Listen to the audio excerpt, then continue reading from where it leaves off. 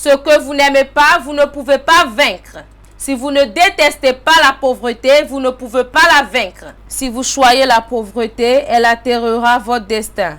Beaucoup de personnes disent « je ne voudrais pas être pauvre ». Mais ils ne détestent pas vraiment la pauvreté. La pauvreté, c'est la méchanceté.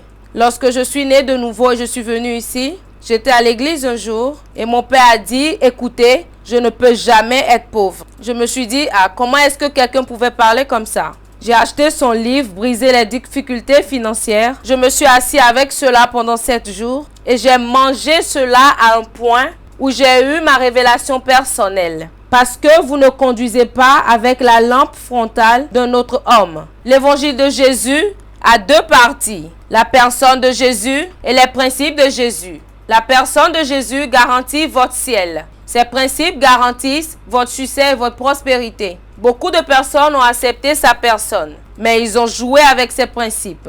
Alors ils ne peuvent pas être des mandants pour traiter avec des principautés. Il dit que ce livre de la loi ne s'éloigne point de ta bouche. Josué chapitre 1 verset 8. Mais médite-le jour et nuit. Alors votre succès n'est plus dans les mains de Dieu. Vous déterminez cela. Il dit tu traceras tes chemins, pas Dieu. C'est ainsi que tu seras prospère et que tu réussiras. Alors ce n'est plus le travail de Dieu. Dieu a déjà tout fait. Si tu es pauvre aujourd'hui, le diable n'est pas ton problème. Parce que tu n'es pas le seul qui pourchasse. Dieu voudrait que toi et moi prospérions, afin que nous transportons sa grande commission sur la terre. Je voudrais être vraiment en colère contre la pauvreté. Je pense que vous n'avez jamais vu la pauvreté. C'est pour cela que vous jouez avec cela. Si la pauvreté avait déjà visité votre famille une fois, vous allez réagir. Parce que lorsque vous êtes pauvre, vous penserez que même votre garde-robe ne vous convient pas. Dieu voudrait que vous jouissiez de la vie. Il ne voudrait pas que vous endurez la vie. Il dit, je suis venu pour que vous ayez la vie et que vous soyez dans l'abondance. Les hommes demeurent pauvres parce qu'ils ne croient pas dans le caractère de Dieu. Nous croyons en le système naturel financier et quelqu'un a dit que la banque lui a dit s'il pouvait économiser de l'argent à la banque, on lui donnerait 5% alors qu'il déposerait son argent. Et c'est comme cela que certains de vous devenez des victimes des banques de merveilles. Ils prennent seulement votre argent et vous êtes foutus. Vous croyez en eux mais vous ne croyez pas en Dieu. Écoutez-moi très bien. Peu importe là où vous vous trouvez, n'importe où dans le monde, vous pouvez prospérer. Nous avons tous des opportunités égales sur la terre. Ecclésiaste chapitre 5 verset 9. Cela paraphrase ainsi que le profit ou les bénéfices de toute la terre ne sont pas pour certaines personnes, mais c'est pour tout le monde. Alors maintenant, il y a 3 types de personnes dans toutes les sociétés, incluant l'Église. Numéro 1, ceux qui dépendent des gens pour toujours les aider. Ces gens de personnes, rien que tu ne prêches dans ce monde ne pourrait les faire sortir de la pauvreté. Et cette catégorie de personnes, vous les entendez dire souvent, bon, j'ai mon frère qui est là et qui peut m'aider. Mais vous ne voulez aider personne. Au moment où vous tombez dans cette catégorie, qu'on prêche tous les sermons possibles, vous ne prospérerez jamais. Parce que votre mentalité est déjà fausse.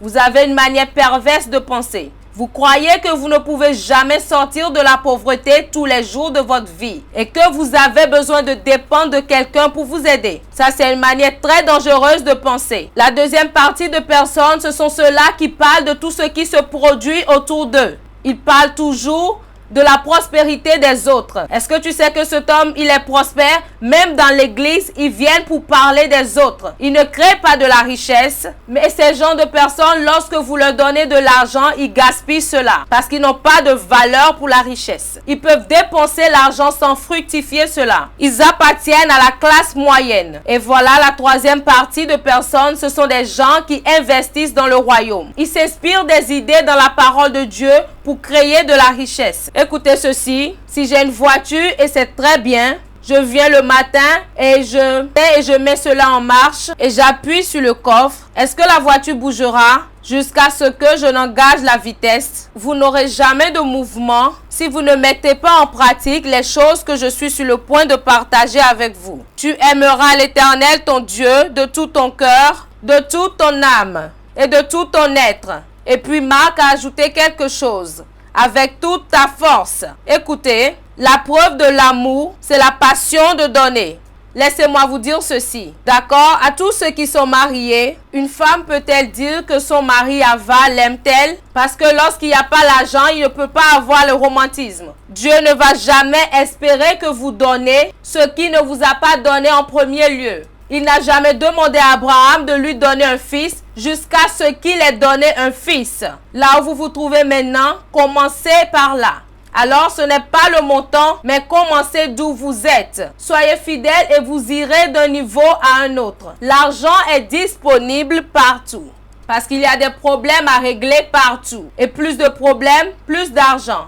Les gens vous chercheront uniquement lorsque vous êtes capable de régler leurs problèmes. Alors regardez autour de vous, là où vous vivez, la vie dans laquelle vous êtes, votre environnement immédiat. Il y a toujours un problème à régler. N'importe où vous êtes, il y a quelque chose que Dieu a gardé pour vous sortir de ce défi. Que vos yeux voient cela. Et laissez-moi vous dire ceci, n'appelez pas un pauvre un chrétien dédié, jusqu'à ce qu'il ait l'argent et qu'il soit humble. Qu'il vienne dans le sanctuaire et travailler tous les jours, qu'il ait l'argent premièrement. C'est très facile d'être dédié lorsque vous êtes pauvre. Dans le monde de la médiocrité, faites des choses avec une touche de l'excellence. Pendant que vous prospérez, vous êtes un tailleur, ne cousez pas des habits comme un menuisier. Si vous voulez oigner votre boutique, utilisez le manteau. Et si votre nourriture n'est pas délicieuse, personne ne viendra. Toujours excéder l'espérance des gens. Refusez de demeurer dans la médiocrité si vous voulez une richesse qui dure. Arrêtez de produire des choses de qualité inférieure. Même si quelque chose est moins cher, cela ne veut pas dire que cela doit être inférieur. Si vous voulez prospérer, quel que soit ce que vous faites, cela doit avoir une touche de la décision ne vous rendra pas prospère. Jusqu'à ce que cette décision soit supportée avec des actions pratiques. J'ai lu toute la Bible. Je n'ai jamais vu où est-ce que Jésus priait pour le pauvre. Alors vous n'avez pas besoin de prière. Pratiquez cela.